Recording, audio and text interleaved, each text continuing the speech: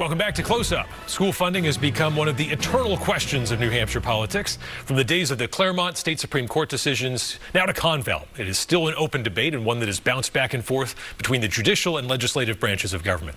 Here to discuss the latest developments in the wake of Conval are Zach Sheehan from the School Funding Fairness Project and Drew Klein from the Josiah Bartlett Center for Public Policy. Gentlemen, thank you both for joining us here. Thanks for having us. Yeah, thank you. So Zach, let's start with you. Just big picture reaction to the Conval decision. What does it mean? Yeah, so the Conval decision from the Supreme Court is a pretty groundbreaking ruling in terms of school funding litigation here in New Hampshire. So it's kind of the latest chapter in 30 years of court cases going back to the 90s and the Claremont rulings and to rulings before that. So kind of the few big elements of the ruling. First, that the state has this constitutional responsibility to provide an adequate education for every student. So what that means is that the state has a responsibility to provide a certain level of funding per public school student. The kind of difference here in this ruling is that unlike previous rulings over the past few decades, the state's taking into account the fact that the legislature just continues to fail to meet any sort of standard that is enough funding from the state, resulting in downshifting on a lot of the property taxpayers.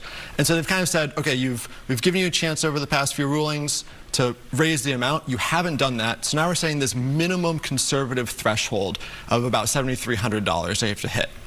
A few more main points is that this ruling and this court case has always been about a very specific element of the school funding formula called base adequacy. So basically, how much does it cost and how much should the state be responsible for a student that requires no additional services?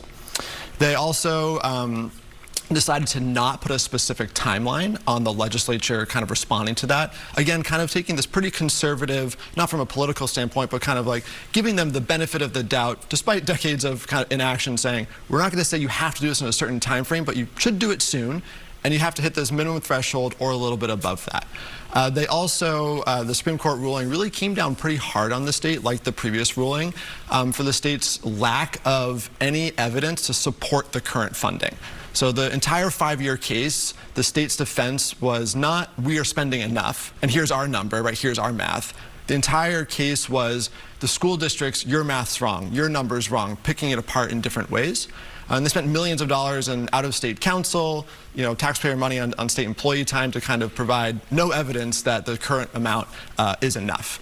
So really kind of setting this new bar, kicking it back to the legislature because it is their job to set the number, but saying, you really need to do this, you need to do this quicker, and we're going to set this minimum threshold so you don't continue to violate our constitutional rights. Drew, you think the court got it wrong in this case. Explain why. Well, so a couple of reasons. I think both sides basically lost this case, right? So the court said, so is that going to have a disagreement over, what the state's obligation is? So I just want to, I guess, pull back and put this in a bigger context, right? So in 2000, a student entering public school in the fall of 2000 had a little over $8,000 in total state, local, and federal spending in New Hampshire devoted to their education.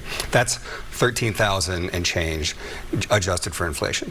This year, a student entering school this past year had $26,300 devoted to their education. That is a 96% increase in total funding after adjusting for inflation, which means that student has 96%, almost double the resources financially that his or her parent had 25 years ago.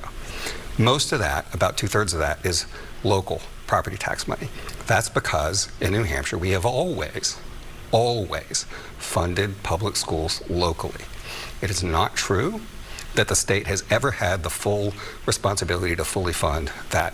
That's a legal argument that the state lost, but historically, that's the way it's always been done. What we found at the Josiah Bartlett Center at jbartlett.org, you can look this up, is that there's really not any relationship between your enrollment and your willingness as a public school district or voters to spend more money. So voters want to spend more money on their students, on their kids, and they will increase that regardless of enrollment. So we have spent, in the last 25 years, our spending has gone up by $1.25 billion. That's a 45% increase in spending in New Hampshire on public education. So in that same time, we've lost 54,000 students. So 26% decline in enrollment and a 45% increase in total spending. What this Conval case is about is what fraction of that $26,000 must the state pay?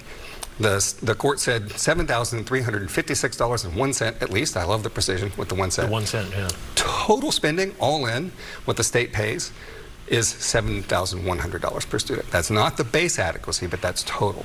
So I think the legislature might respond to this ruling by saying, fine, if you're going to ignore all the spending that we actually spend and only look at what we label under the law base adequacy, then let's just label all of it base adequacy, and we only have to come up with $250 more per student. Zach, what do you think about this? This is something we heard from lawmakers as well. They were upset, saying, well, gosh, it seems like the justices didn't look at all the different funding sources we have.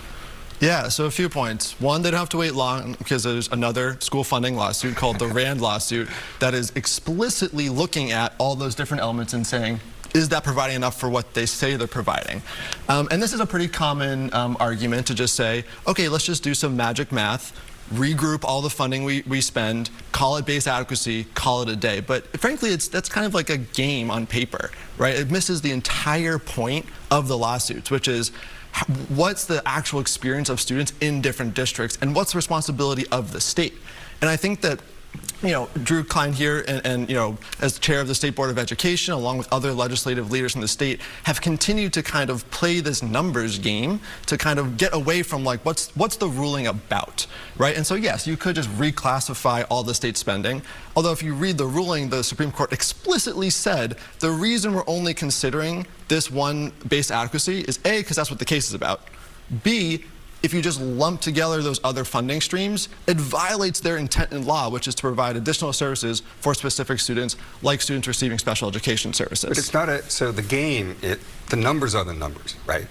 It's not a game with the numbers. What we're actually spending per child is $7,100. That's real dollars. The game is saying only $4,100 of that counts. Everything else doesn't count. That's not real spending on these kids. Yeah, it is. It's real spending on these kids. So the difference is, let's pull back a little bit. The core of this case is not about what we're actually spending per pupil. It is not about getting poor kids extra money. That's what we do now. The current formula says here's $4,100 for your base, your kid who doesn't need any special services. Here's an extra $5,200 on top of that for kids who need extra help, including kids who are poor. What this ruling will lead to, I think, is stopping that practice of giving extra aid to poor kids for the purpose of giving more aid to higher income kids to lower their families' property taxes. Because if you have to take all this money that you're giving to poor kids and say, well, we have to give everybody the same amount, you're taking from those poor kids to give to the middle income kids. That's how it's going to work out. There's this fantasy that, well, you can just find money to pile on top of that. The legislature has made clear in decades they don't want to do that. I don't think that's going to happen. And the game is in the law where it says, okay, we will define this much as base adequacy, right? We're spending this much.